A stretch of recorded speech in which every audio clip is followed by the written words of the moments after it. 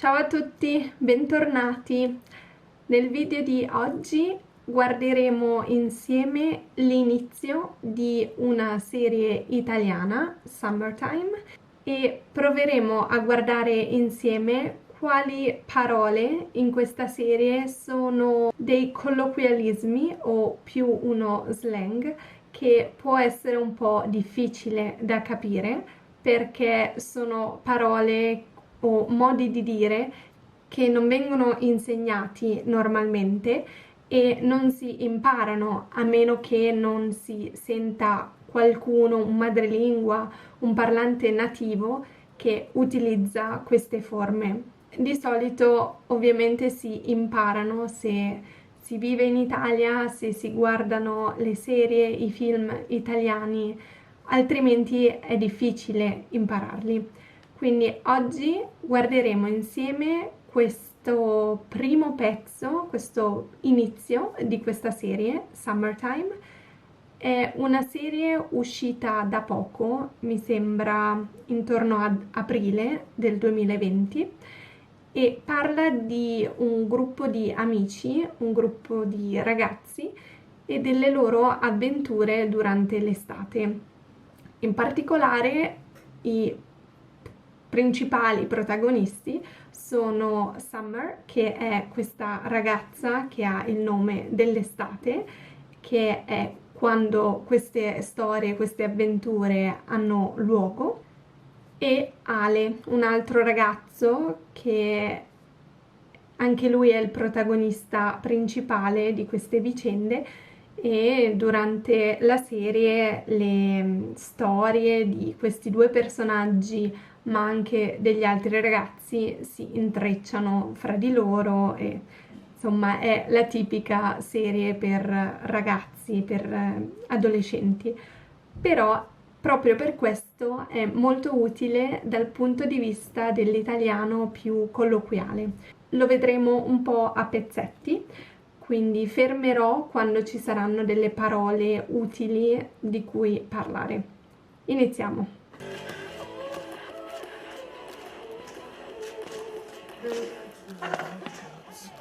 Buongiorno.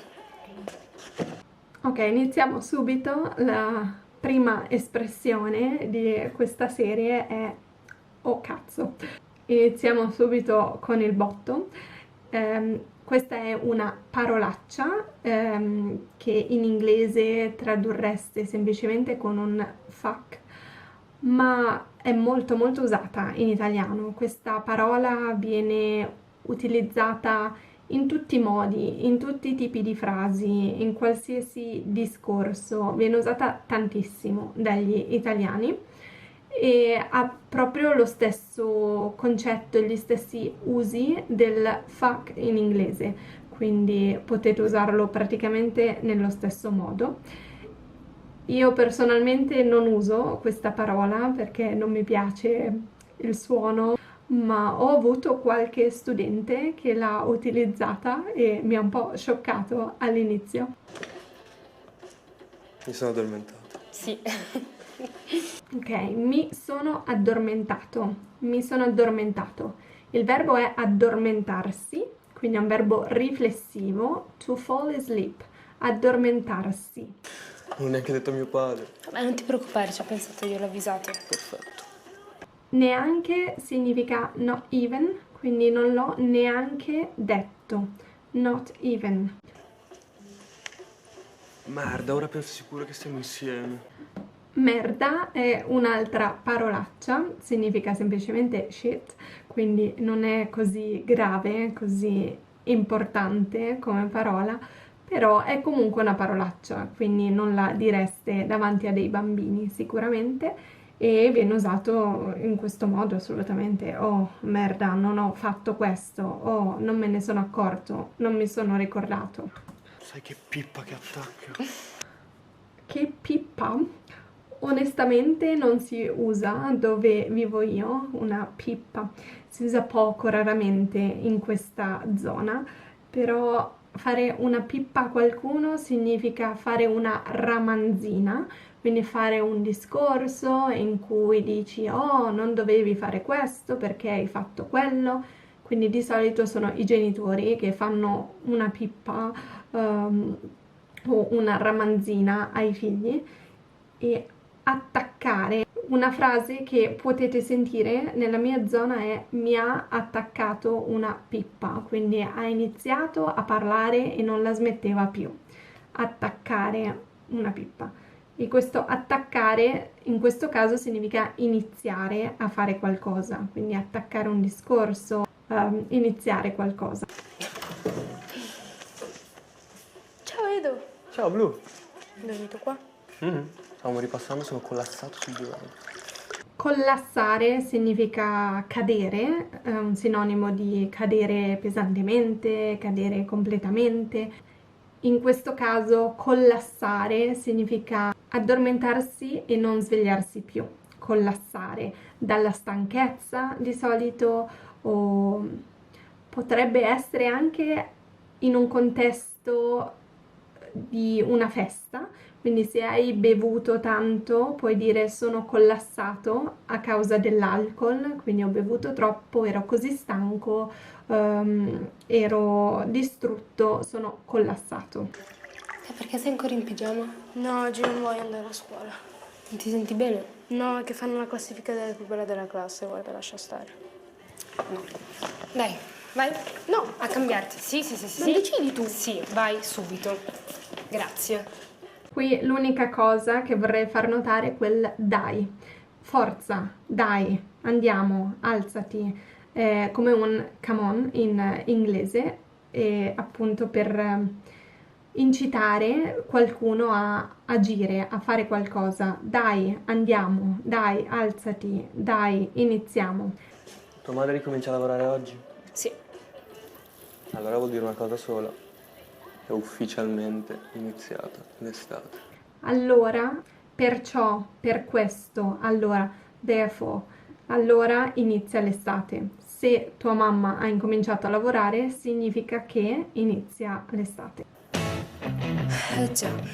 Vabbè, io vado. Ok, ci vediamo a scuola. Questo, già, significa hai ragione, è vero, sì, sicuramente, sono d'accordo con te, già.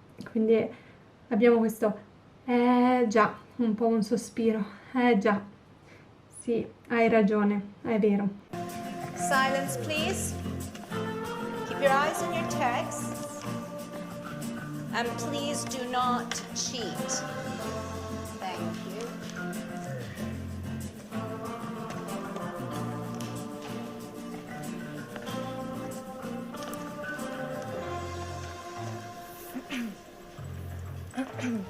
Arrivo, Sammy, è finito, è tardi.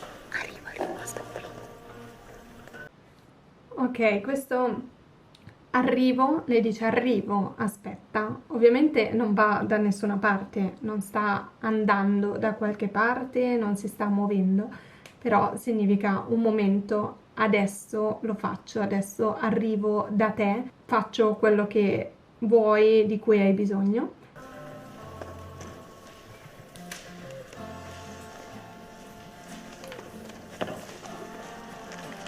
Excuse me, may I ask for information? Of course.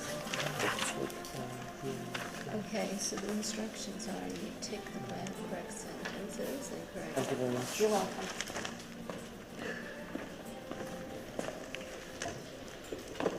Che copie? No. Lei dice che fai copy, il verbo è copiare, copiare significa in questo caso to cheat, quindi guardare e copiare il compito di qualcun altro. Safi, dimmi che hai cambiato qualcosa del compito. Sì, tutte e due anche mi piace la 4. Perfetto, io ho fatto il contrario. Dai che non ci becca. Beccare, nello stesso contesto, se tu copi hai paura di essere beccato, di essere scoperto. Quindi beccare qualcuno significa scoprire o trovare qualcuno mentre fa una cosa che non dovrebbe beccare. Però ragazzi, questa è l'ultima volta che vi passo i compiti, eh? Sì, certo. Vi passo i compiti, quindi passare, e in questo caso dare. che vi do i compiti.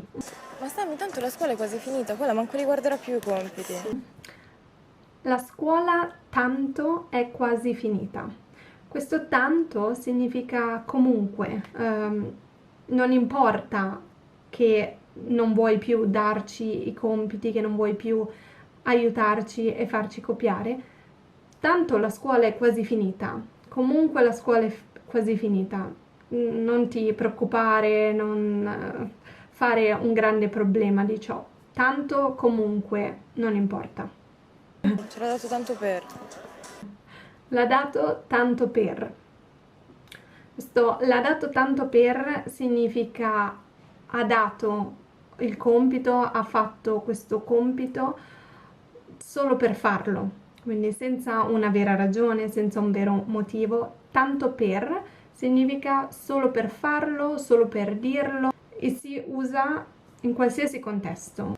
Ho provato l'esame tanto per, quindi ho provato a dare l'esame tanto per provarlo. Mi sono iscritta in palestra tanto per, solo per il gusto di iscrivermi, solo per iscrivermi, ma senza la reale intenzione di continuare, di andare, senza una vera ragione. Eccolo. Ecco, eccolo. Eccolo viene da ecco. Ecco significa here. Here you go, here it is. Ecco. E eccolo significa ecco questo, ecco quello che cercavo, l'ho trovato, eccolo. Cos'è? È la festa di quelli della Darsena, la fanno stasera. Devo capire dove. No, vabbè, c'è pure la parola d'ordine, andiamo. No vabbè. No vabbè è un modo di dire quando sei sorpreso di qualcosa, dici no vabbè, davvero, no vabbè, sei serio, no vabbè, stai scherzando, no vabbè, c'è pure la parola d'ordine, wow, fantastico. Sfigati è la parola d'ordine. Se sono degli sfigati, perché tutta la scuola vuole andare a questa festa? Sfigati significa perdenti. Uno sfigato è qualcuno che non è cool, non è famoso, non è alla moda, è uno sfigato, è un perdente, è un loser. Perché andiamo in una scuola di sfigati? Viviamo in una città di sfigati che tutte le estate attrae maree di sfigati da tutti i posti più sfigati del mondo? Una marea di sfigati. Maree di sfigati è una grandissima quantità, quindi ho una marea di scarpe a casa. Ho una marea di amici, quindi una grandissima quantità. Quindi si mettono tutti insieme e si sente un po' uno sfigato. Quindi sono tutti sfigati e chi sono quelli fighi? Non lo so, dovrei vederne uno per dirtelo. I fighi sono il contrario degli sfigati, quindi i fighi sono le persone alla moda, le persone in, quindi sfigati e fighi. Altre due espressioni curiose da sapere sono che figata o che sfiga.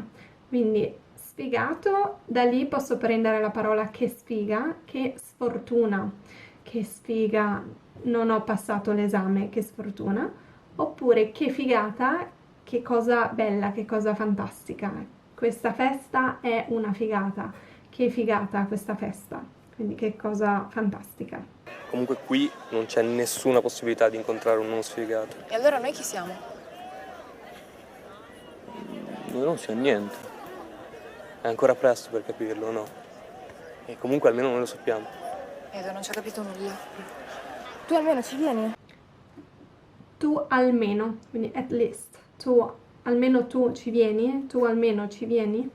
No, Sofì, io domani al colloquio non posso andare a letto tardi. Ma mi spieghi perché inizia l'estate e tu ti devi mettere a lavorare? Perché io odio l'estate e così mi passa più velocemente, lo sai.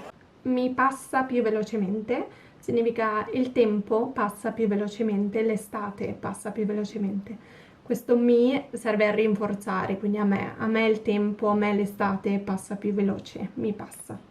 Perché? Perché non posso avere amici normali? Senti, quelle sono della Darsena. Loro ci vanno sicuro. Vai con loro. Ma fa un culo, Edo. Sofì, dai. Perché la tratti così? Perché è l'unica persona figa che conosco. Oltre a te, ovviamente. Ok, e questi erano i primi minuti di Summertime, di questa serie su Netflix. Penso che sia utile guardarla per imparare questi modi di dire un po' più giovanili, un po' più informali. Sicuramente non è semplice per questo motivo, però potete fare anche voi questo esercizio. Provare a guardarla prima senza, forse anche senza sottotitoli o con i sottotitoli in italiano e poi riguardarla di nuovo con o i sottotitoli in inglese o nella vostra lingua, oppure fermando quando vedete delle parole che non capite o non riconoscete e cercando la traduzione. È molto utile questo esercizio perché vi fa vedere questi termini, queste parole nel loro contesto. E il modo migliore per imparare nuovi vocaboli è vederli in un contesto, non presi singolarmente. Vi ringrazio per aver guardato questo video, spero che abbiate imparato delle nuove parole. Se vi è piaciuto non dimenticatevi di iscrivervi al mio canale, così non perderete mai un nuovo video e potrete continuare a imparare italiano insieme a me. Ci rivediamo al prossimo video. Ciao!